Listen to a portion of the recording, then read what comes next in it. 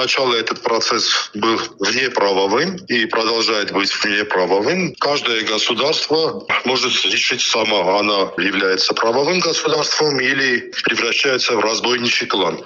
То, что делает пашиняновский режим, очень похоже на то, как какие-то бандиты, используя свои методы, предпринимают рейдерский захват. Что касается решений стокгольмского арбитража, то мы еще не имеем окончательного решения, это просто промежуточное решение было. Но факт в том, что какое бы ни было решение по этому вопросу, уже такие нарушения были предприняты, что не Николовский режим, не они, а само государство должно это все выплачивать. А это значит, что наши дети и наши внуки должны это все выплачивать, что, конечно, с одной стороны, для нынешнего режима, армянского режима, это не проблема, но с другой стороны, это прямо может влиять на внешние инвестиции, потому что люди видят, что если что-то не по душе правительству, такие вот вещи делаются. То есть я не могу это комментировать в русле права. Это не то, что вышло из русла права, это и никогда и не было в этом. Мы в июне помним, какие публичные высказывания себе позволял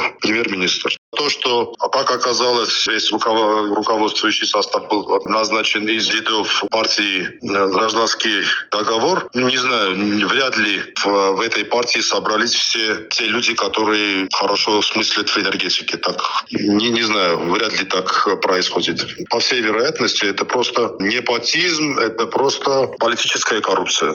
Я думаю, что вероятность очень большая, даже больше, чем вероятность, что такого не произойдет. Ввиду того, что нынешнее правительство ведет себя как вассал Азербайджана и Турции. В первую очередь Азербайджана, во вторую очередь Турции.